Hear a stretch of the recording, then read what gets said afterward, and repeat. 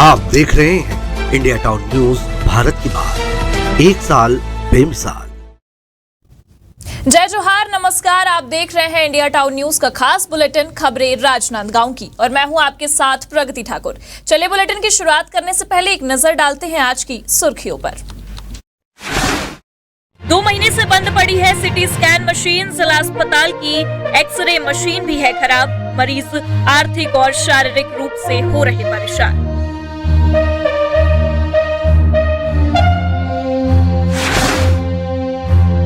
आसमान से गिरी आफत, बिजली गिरने से बच्चों समेत 8 लोगों की हुई मौत।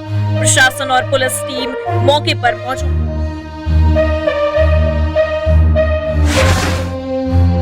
फर्जी बिल भुगतान मामले में शासन से मिला कारण बताओ नोटिस, चुनाव के पश्चात हलचल हुई तेज। कांग्रेस को घेरने वाली बीजेपी खुद खुली। Akhil Bharatiya weight lifting cluster का आयोजन, मुख्य अतिथि के रूप में छत्तीसगढ़ के गृह मंत्री विजय शर्मा भी उपस्थित। दुर्ग सांसद विजय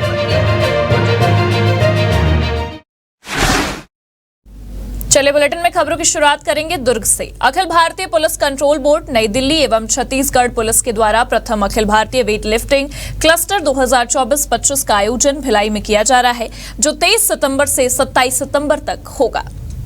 बता दें, प्रतियोगिता उद्घाटन अवसर पर मुख्य अतिथि के रूप में छत्तीसगढ़ के गृह मंत्री विजय शर्मा उपस्थित हुए। साथ ही दुर्ग सांसद विजय बघेल, विधायक दुर्ग शहर गजेंद्र यादव, डीजीपी अशोक जुनेजा सहित कई दिग्गज शामिल हुए। विभिन्न राज्यों के पुलिस और फोर्स के खिलाड़ियों द्वारा मंच के सामने से मार्च पास्ट कर सलामी दी गई। आपको बता दें कि इस प्रतियोगिता में वेट लिफ्टिंग के साथ ही योगा और पावर लिफ्टिंग के खेल भी होंगे। इस प्रतियोगिता में भाग लेने के लिए देश भर से पुलिसकर्मियों का आगमन भिलाई में हुआ है। इस खेलकूद प्रतियोगिता में देश के विभिन्न राज्यों, केंद्रीय शासित प्रदेश और केंद्रीय सुरक्षा बलों की 33 टीमें भाग ले रही हैं।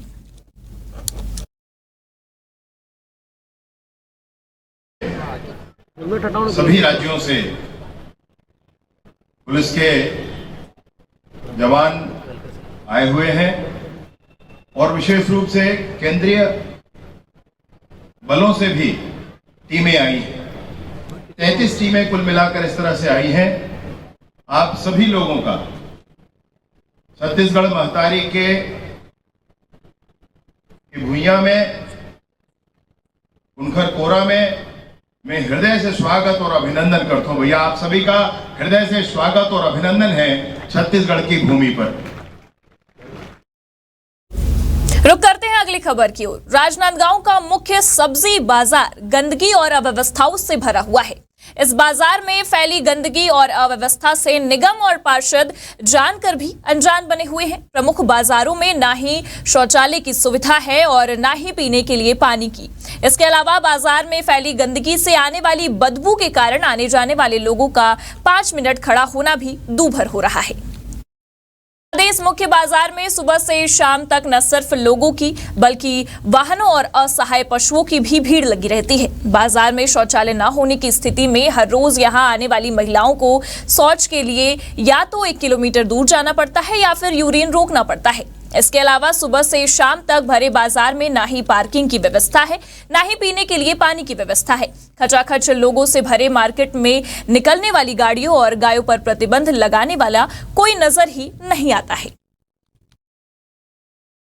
देखिए, इस वक्त हम राजनांदगांव के सबसे भरे और मेन मार्केट में मौजूद हैं। हम गोल बाजार में मौजूद हैं और यहाँ की अव्यवस्थाओं से आपको रूबरू कराएंगे। यहाँ पर बताएंगे कि जो सुविधाएं लोगों के लिए होनी चाहिए वो उससे अछूते हैं।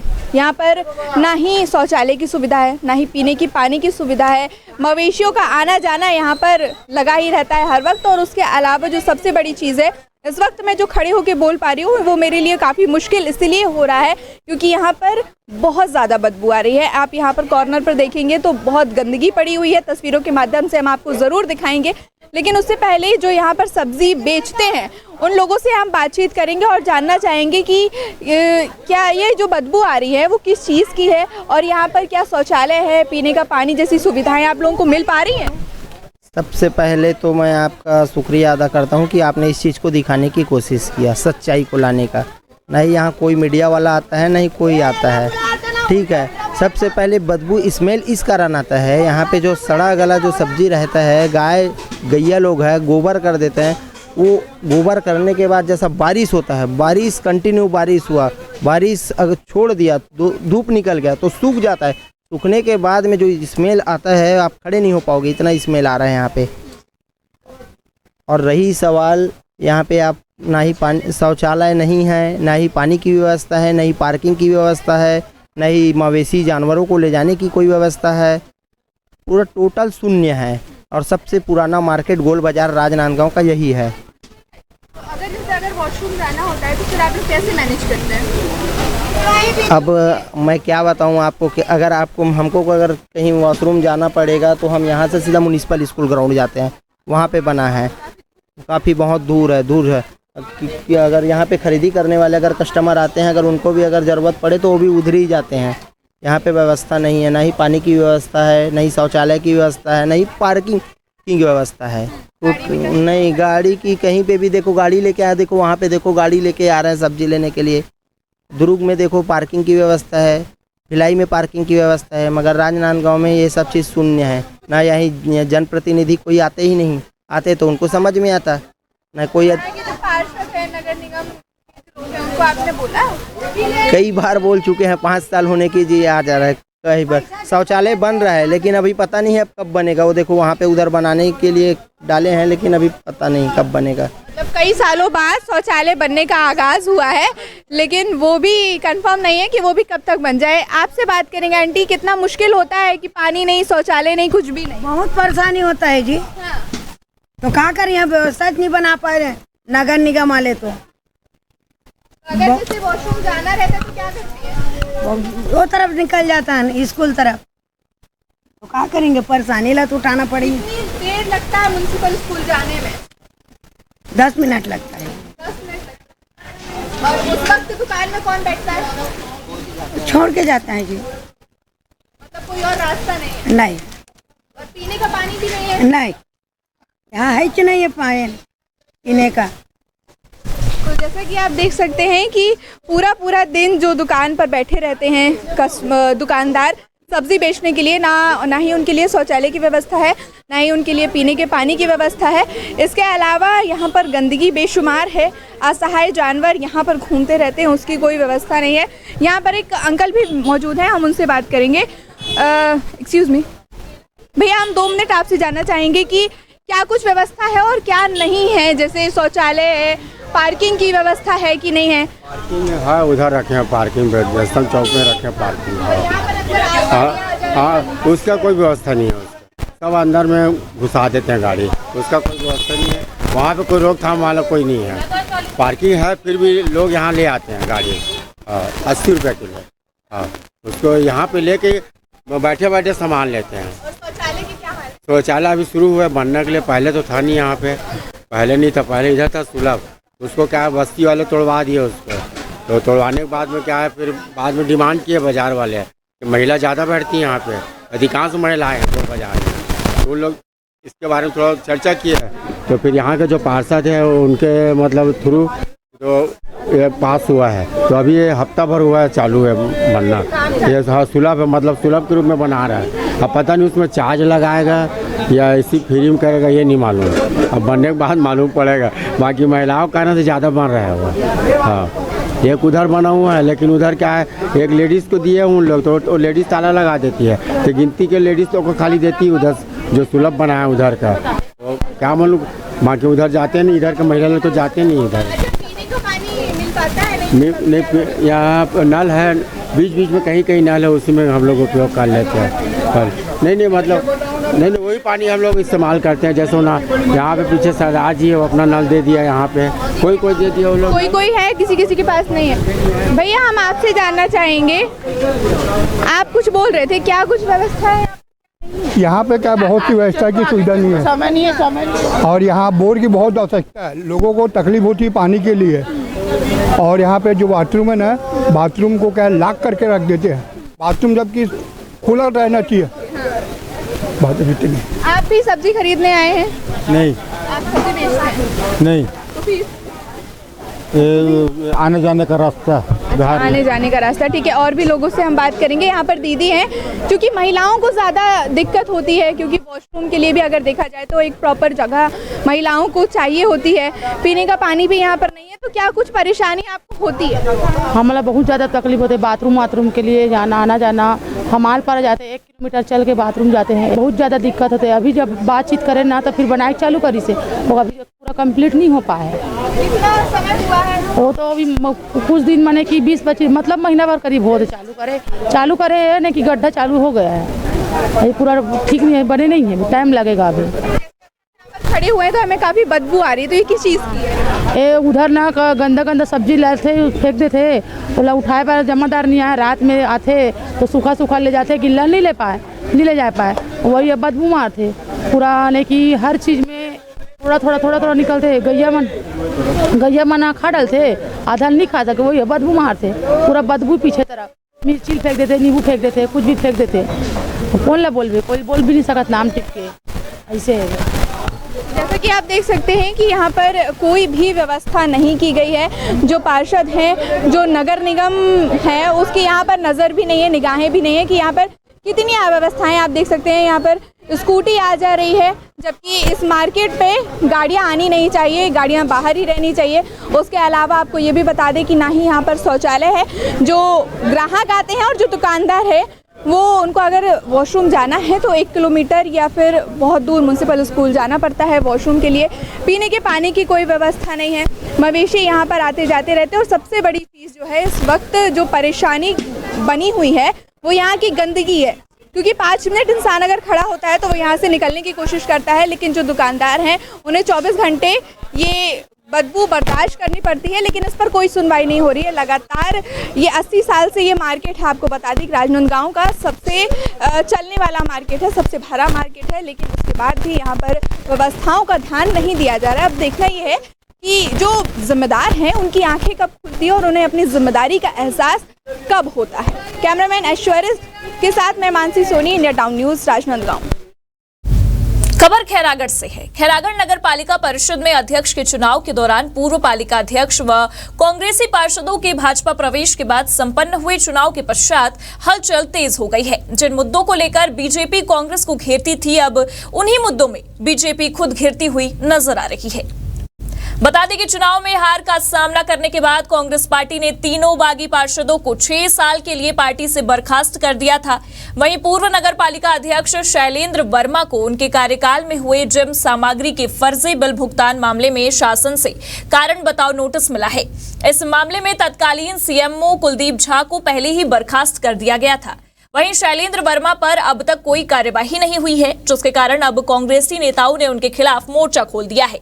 आज कांग्रेस के सभी पार्षद व कार्यकर्ता विधायक प्रतिनिधि मनराखन देवांगन के नेतृत्व में संयुक्त कलेक्टर को ज्ञापन सौंपने पहुंचे और ज्ञापन सौंपकर कहा कि पूर्व अध्यक्ष शैलेंद्र वर्मा के कार्यकाल में भ्रष्टाचार किया गया है। इस मामले में तत्कालीन सीएमओ कुलदीप झा पर कार्यवाही हुई, किंतु तत्कालीन नगर पालिका अध्यक्ष शैलेंद्र वर्मा पर अब तक कोई कार्यवाही नहीं हुई है। उन पर भी बर्खास्तगी की कार्यवाही होनी चाहिए। 2023 में एक फर्जीवाड़ा हुआ था और लगभग 37 लाख रुपए का राशि इन लोगों ने भुगतान कर दिया जिन सामग्री लेकर, लेकिन जिन सामग्री कोई प्रकार सामान नगर पालिका में खरीदी नहीं गई। इस बात की शिकायत लगातार लोग करते रहे, हम लोग भी करते रहे और नगर पालिका के पूर्व उपाध्यक्ष द्वारा भी शिकायत की थी। उस शिकायत के आधार पर जाँच हुई और जाँच में सारा चीज़ प्रमाणित माना गया और सारे दस्तावेज खंगाले गए नगर पालिका के। तो किसी प्रकार का कोई रजिस्टर नहीं था वहाँ पर, किसी प्रकार कोई बिल वाउचर नहीं है, किसी प्रकार कहीं पर संधारण नहीं है, केवल चेक काटने का ही वहाँ पर एक निशान दिखता है और एक कागज रखा हुआ है। इस प्रकार से नगर पालिका के तत्कालीन अध्यक्ष शैलेंद्र वर्मा जी द्वारा और वहाँ के तत्कालीन सीएमओ के द्वारा 38 लाख का फर्जीवाड़ा किया गया और जब शासन ने जांच किया, जांच सही पाया गया। पालिका परिषद खैरागढ़ के कुछ पार्षदों के द्वारा जो पूर्व अध्यक्ष रहे हैं उनके खिलाफ एक शिकायत की गई है, जिसमें उनके बर्खास्तगी की मांग की गई है, जिसके संबंध में ज्ञापन प्राप्त हुआ है। ये ज्ञापन को अभी शासन स्तर पर भेजा जाएगा, फिर शासन स्तर से हमको निर्देश मिलने के पश्चात में आगे की कार्यवाही की जाएगी।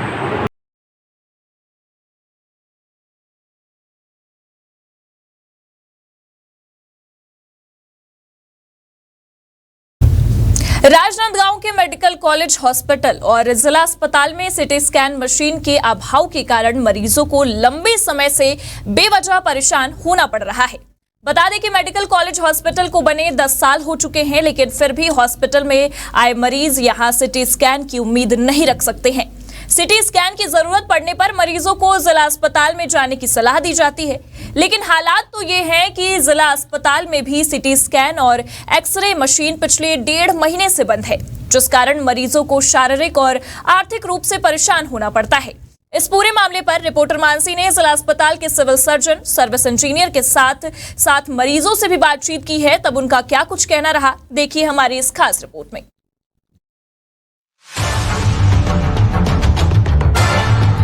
एक दशक से दूर दूर से आए बीमार लोगों को अपनी सुविधाएं दे रहे मेडिकल कॉलेज में मरीजों को हो रही अव्यवस्था और परेशानी स्वास्थ्य सुविधाओं की पोल खोल रही है। 10 साल होने के बाद भी मरीज मेडिकल कॉलेज से सीटी स्कैन मशीन की सुविधा के लिए मांग करते हैं तो उन्हें 6 किलोमीटर दूर जिला अस्पताल का रास्ता दिखाया जाता है। बारिश के समय जिला अस्पताल तालाब का रूप ले लेता है, जिस कारण सीटी स्कैन और एक्सरे मशीन पानी भरने और दीवारों के सीपेज के कारण खराब हो जाती है। पिछले 2 महीने से जिला अस्पताल के सीटी स्कैन और एक्सरे मशीन खराब होने से मरीजों को क्या कुछ दिक्कत हो रही है, आप भी सुनिए।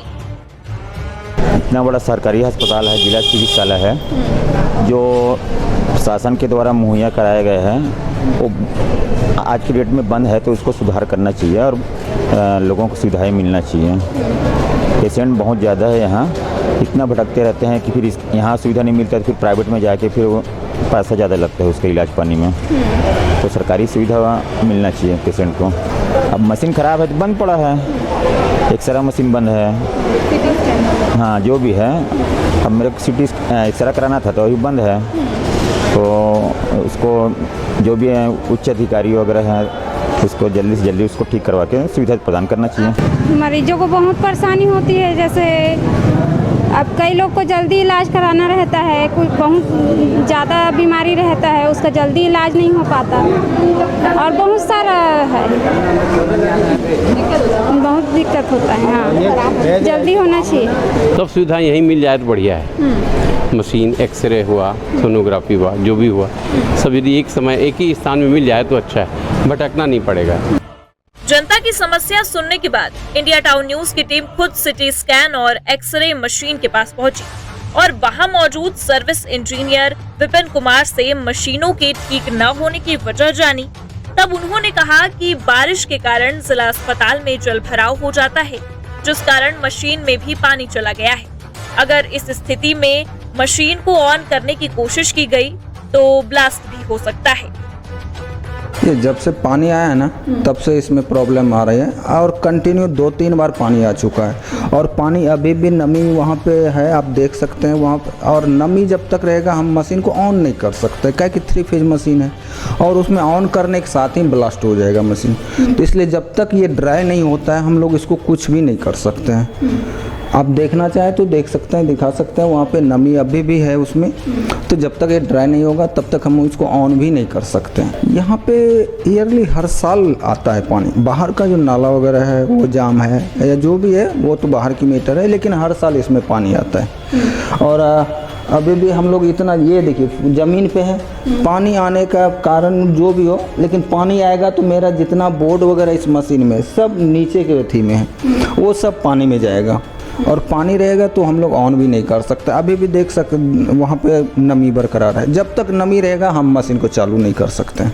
बनने में कोई दिक्कत नहीं है, नमी जाएगा तो हम मशीन को ऑन करके चेक कर सकते हैं क्या गया है क्या नहीं गया है, लेकिन जब तक नमी है मशीन को चेक नहीं करेंगे, काहे कि इसमें डायरेक्ट बॉडी में करंट आएगा और बॉडी में करंट आएगा तो हम लोग नहीं बना सकते हैं। फिर जिले भर से लोग अपना इलाज कराने जिला अस्पताल पहुँचते हैं, खासकर गरीब तबके के लोग निःशुल्क स्वास्थ्य सुविधा का लाभ लेने सरकारी हॉस्पिटल का ही रुख करते हैं। जिला अस्पताल में बहुत कम दाम में जांच हो जाता है, वहीं दूसरी ओर निजी सेंटर में उन्हें सीटी स्कैन और एक्सरे मशीन के लिए 3 गुना अधिक चार्ज देना पड़ता है। 2 महीने से बंद पड़ी सीटी स्कैन और एक्सरे मशीन को जल्द से जल्द ठीक करने के लिए अस्पताल प्रबंधक क्या प्रयास कर रहे हैं, आप भी सुनिए। अभी दोबारा बारिश हुई, उसकी वजह से एक्सरे फिर से बिगड़ गया, उसमें पानी फिर से भर गया था। बीच में एक्सरे सुधर गया था और सीटी मशीन तो शुरू से ही बिगड़ा है बारिश के कारण। उसके लिए हमने उच्च अधिकारियों को खबर कर दिया है और जो मेंटेनेंस एजेंसी है मेडिसिटी, उनको भी इसकी खबर है और उसके इंजीनियर आते रहते हैं बीच बीच में और रिपेयर की प्रक्रिया चली रही है। पर अभी भी कोई ऐसा फाइनल रिपोर्ट नहीं दिया है कि स्थिति मतलब सिटी सुधरेगा या नहीं सुधरेगा, इस संबंध में कोई जानकारी हम लोग नहीं दे पा रहे हैं। तो प्रक्रिया और कब तक चलेगी? अब ये रिपेयरमेंट का काम है, इंजीनियर ही बता पाएंगे, है ना। ये इस संबंध में मैं कुछ बोल नहीं सकता क्योंकि ये टेक्निकल चीज़ें हैं, है नहीं। मशीन के संबंध में क्या स्थिति है वो इंजीनियर ही बता पाते हैं। आपकी तरफ से क्या कोशिश की गई, क्योंकि काफ़ी लोग आते हैं सेम चीज़ के लिए परेशान होते हैं, मशीन ना होने की वजह से उन्हें भटकना पड़ता है या फिर हताश होकर जाना पड़ता है, तो आपकी तरफ से क्या प्रयास किए? नहीं, ये तो सही बात है कि मरीज आते हैं जो ज़रूरतमंद लोग हैं। पहले जैसे यहाँ पे सीटी एक्सरे हो जाता था निःशुल्क में या बहुत कम दरों में, अभी नहीं हो पा रही है, तो इससे आम पब्लिक को तकलीफ़ तो है, उसके लिए हमें खेद है। पर हमने पत्राचार किया हुआ है और सतत हम संपर्क में हैं और हमारा प्रयास ये है कि जल्दी जल्दी ठीक हो जाए या अगर नहीं होता है तो उसकी जानकारी हमें मिले। हम इंजीनियर से ऐसा पूछते ही रहते हैं। देखिए, जो मेडिकल कॉलेज है उससे किसी भी प्रकार की कोई उम्मीद रखी नहीं जा सकती, क्योंकि अभी तक वहाँ मरीजों के लिए सिटी स्कैन मशीन उपलब्ध ही नहीं हुई है। बचा ज़िला अस्पताल, जहाँ मरीज़ भटकते हुए ज़िला अस्पताल आते हैं और सिटी स्कैन करवाना चाहते हैं, लेकिन यहाँ पर भी लगभग 1.5 महीने से ज़्यादा का वक्त हो गया है और सिटी स्कैन मशीन ख़राब है। यहाँ के प्रबंधक का कहना है कि पानी भरने से, क्योंकि बारिश का समय होता है तो ये जो ज़िला अस्पताल वो तालाब बन जाता है, तो उस वजह से सिटी स्कैन में पानी भर चुका है। इस वजह से सबसे ज़्यादा दिक्कत जो है वो मरीज़ों को होती है, क्योंकि उन्हें आर्थिक और शारीरिक दोनों रूप से परेशान होना पड़ता है। राजनांदगांव में सिटी स्कैन और एक्सरे ना होने की वजह से उन्हें बाहर जाना पड़ता है और 3 गुना पैसा देना पड़ता है। अब देखना ये है कि जो जिम्मेदार हैं उनके गैर जिम्मेदाराना बर्ताव के कारण इसका खामियाजा मरीजों को कब तक उठाना पड़ेगा। कैमरामैन ऐश्वर्य के साथ मैं Mansi Soni, India town news, Rajnandgaon. Rajnandgaon के ग्राम जोरातराई में आसमानी बिजली कहर बनकर गिरी है और इस बिजली की आफत ने 8 लोगों को मौत के मुंह में धकेल दिया है, जिसमें 5 स्कूली छात्र और 3 ग्रामीण युवक बताए जा रहे हैं। बता दें कि 5 बच्चों और 3 युवक की मौके पर ही मौत हो गई है, वहीं एक घायल है जिसका इलाज जारी है।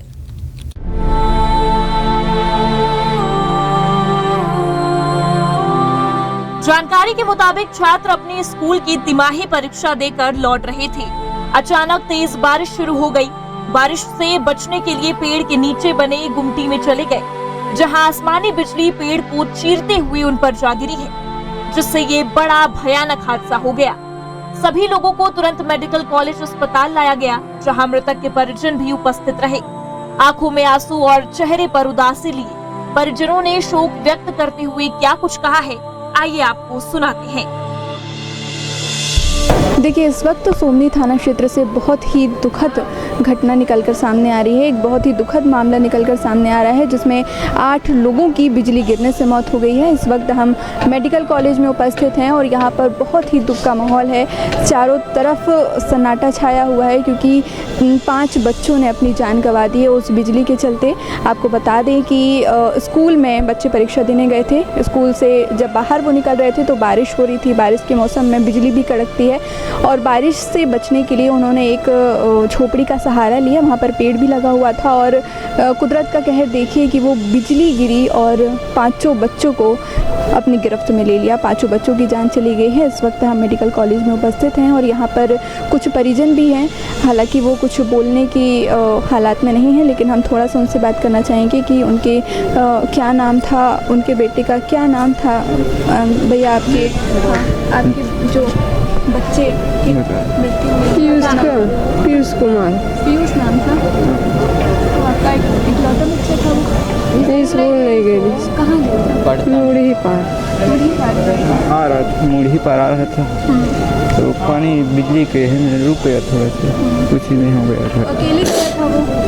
नहीं, अब पता नहीं, मैं भी काम में गया था। आप काम में गए थे? हाँ। देख सकते हैं यहाँ पर हमारे साथ वो परिजन मौजूद हैं जिनका इकलौता बच्चा था और उन्होंने अपने बच्चे को हमेशा के लिए खो दिया है। इस वक्त उनकी आंखों में आंसू हैं और बोलने की कुछ हालात में है नहीं, क्योंकि उन्होंने अपने बच्चे को खो दिया है। ये कुदरत का कहर, आप सोचिए बारिश कितनी डरावनी हो सकती है और किसी के लिए कितनी भारी हो सकती है, यह आप इससे समझ सकते हैं। क्योंकि किसी को खबर नहीं थी कि उस बच्चे को स्कूल भेजा गया है और वो वापस कभी लौट कर नहीं आएगा। किसी को खबर नहीं थी कि बारिश का कहर इतना डरावना होगा। इस पूरे घटनाक्रम की जानकारी मिलते ही सांसद संतोष पांडे मेडिकल कॉलेज अस्पताल पहुंचे और मृतकों के परिजनों से मुलाकात की। साथ ही उनको आश्वासन भी दिया कि हम सभी आपके साथ हैं। देखिए, सोमनी थाना क्षेत्र से एक बहुत ही दुखद घटना सामने निकल कर आ रही है कि आकाशीय बिजली गिरने से कुछ बच्चों की मौत हो गई, किसान भी उसमें शामिल हैं और एक व्यक्ति भी घायल है। हमारे साथ सांसद संतोष पांडे जी मौजूद हैं। सर, इस दुखद घटना पर क्या कुछ आप कहना चाहेंगे? अब इस प्रकार की घटना किसी को बता करके तो नहीं आती। ये कह सकते हैं कि ये सीधा आकाशीय बिजली गिरने से जो मौत हुई है, ये 9 जाने लेकर के चली गई, जिसमें लगभग 5 छात्र हैं और बाकी किसान मजदूर हैं। और उस शोक संतप्त परिवार जो यहाँ उपस्थित हैं, हम सभी उनके लिए दुख व्यक्त करते हैं और पूरे इस दुख की घड़ी में हम सभी उनके साथ हैं। सर, जो घायल व्यक्ति हैं उन्हें क्या कुछ इलाज दिया जा रहा है, किस तरीके से उनकी केयर की जा रही है? पूरी चिकित्सकों की टीम लगी हुई है। वैसे भी घटनास्थल पर भी पूरी टीम पहुंच चुकी थी और यहाँ सभी मुस्तैद हैं, किसी भी प्रकार की कमी नहीं होने दी जाए। सर, जो नन्हे मुन्ने बच्चे चले गए हैं अपने माँ बाप को छोड़कर, उनकी मृत्यु हो गई है, उन परिवारजनों से आप मिले हैं और क्या कुछ मुआवजा उनको दिया जाएगा? कुछ परिजन तो आए हैं, कुछ परिजन आ रहे थे और जो शासन की व्यवस्था है उस व्यवस्था के अनुसार सबकी चिंता की जा रही है। सोमनी थाना क्षेत्र में हुई दिल दहला देने वाली घटना की जानकारी मिलते ही जिला कलेक्टर संजय अग्रवाल भी मौके पर अस्पताल पहुंचे और मृतकों के परिजनों से मुलाकात की। साथ ही मीडिया से बात करते हुए पूरी घटनाक्रम की जानकारी भी दी है। देखिए, एक बहुत ही दुखद घटना सामने आई है जिसमें 5 बच्चों की मौत हो चुकी है। अभी हम मेडिकल कॉलेज में उपस्थित हैं और हमारे साथ संजय अग्रवाल जी हैं जो यहाँ के कलेक्टर हैं। सीधे उनसे जाए, सर क्या कुछ जानकारी? इसमें जोरा तरह की एक घटना है। आज आकाशीय बिजली वहाँ पे गिरी है। स्कूली बच्चे स्कूल से वापस लौट रहे थे, कुछ राहगीर भी थे। क्योंकि पानी गिर रहा था तो पानी से बचने के लिए वहाँ पे एक पुराना स्ट्रक्चर था, उस पे उन्होंने छांव लेने के लिए वहाँ पे रुके थे। इसी बीच आकाशीय बिजली गिरी, पेड़ भी था वहाँ पे, पेड़ के ऊपर बिजली गिरी, उसके बाद उस स्ट्रक्चर पे गिरी और इसमें आज 8 लोगों का दुखद निधन हुआ है, जिसमें 5 बच्चे थे। जो घायल हुए हैं उनका किस तरह का इलाज? एक इसमें घायल भी हुआ है, घायल का भी इलाज हो गया, घायल अभी नॉर्मल है। सर, परिजनों की क्या कुछ बात हुई है? कुछ लोगों से बात हुई है। बहुत दुखद घटना है, सभी दुखी हैं। बता दें कि इस हादसे में 8 लोगों की मौत हो चुकी है। सभी घरों में मातम का माहौल बना हुआ है। साथ ही मेडिकल कॉलेज अस्पताल में भी सभी परिजनों से मिलने और सांत्वना देने अधिकारी पहुंच रहे हैं। इस घटना के विषय में मेडिकल कॉलेज के अधीक्षक प्रदीप बैग ने भी शोक जताया है। प्राकृतिक आपदा के चलते किसी का सुहाग उजड़ गया तो किसी के घर का चिराग उजड़ गया। इस हादसे ने सभी के रोंगटे खड़े कर दिए हैं। पल भर में जीती जागती जिंदगियां लाश में तब्दील हो गई हैं। वहीं प्रशासन ने इस पूरे घटनाक्रम को देखते हुए कहा है कि समय की स्थिति गंभीर है। अब देखना यह है कि मृतक के परिजनों को सरकार की ओर से क्या कुछ सहयोग दिया जाता है। Bureau report, India town news. और इसी के साथ हमारे खास बुलेटिन में फिलहाल इतना ही। आप देखते रहिए इंडिया टाउन न्यूज। नमस्कार। आप देख रहे हैं इंडिया टाउन न्यूज, भारत की बात, 1 साल बेमिसाल।